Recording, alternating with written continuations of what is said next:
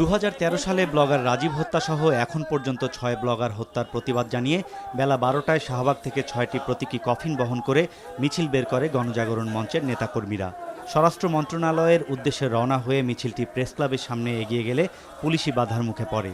নেতাকর্মীরা সচিবালয়ে প্রবেশ করতে চাইলে পুলিশের সাথে তাদের ধস্তাধস্তি হয়। পরে বাধার মুখে সেখানে অবস্থান নিয়ে গণজাগরণ মঞ্চের কর্মীরা ব্লগার হত্যার বিচারের দাবিতে বিক্ষোভ করেন। সংক্ষিপ্ত সমাবেশে গণজাগরণ মঞ্চের মুখপাত্র ডাক্তার ইমরান এইচ সরকার অভিযোগ করেন, প্রশাসনের ভেতর থেকে একটি অংশ জঙ্গিবাদকে মদদ দিচ্ছে। যে অপশক্তি আজকে রাষ্ট্রের বিরুদ্ধে যুদ্ধ ঘোষণা করেছে, এই যুদ্ধ বাংলাদেশ রাষ্ট্রের বিরুদ্ধে।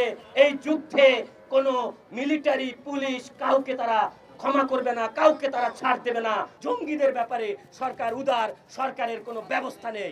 আমি মনে করি রাজনীতিবিদদের মধ্যে এই জঙ্গিবাদীদের ভূত ঢুকেছে, প্রশাসনের ভেতরে এই জঙ্গিবাদীদের ভূত ঢুকেছে।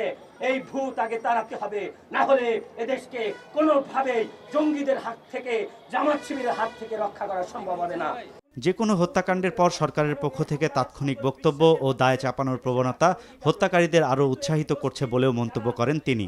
সরকারের যে নীতি, যে কোনো হত্যাকাণ্ড ঘটবার পর, এই জঙ্গিবাদী আক্রমণ হবার পর প্রথমেই সেটাকে বিচ্ছিন্ন ঘটনা বলে সেই ঘটনাকে হালকা করে দেয়া হয়।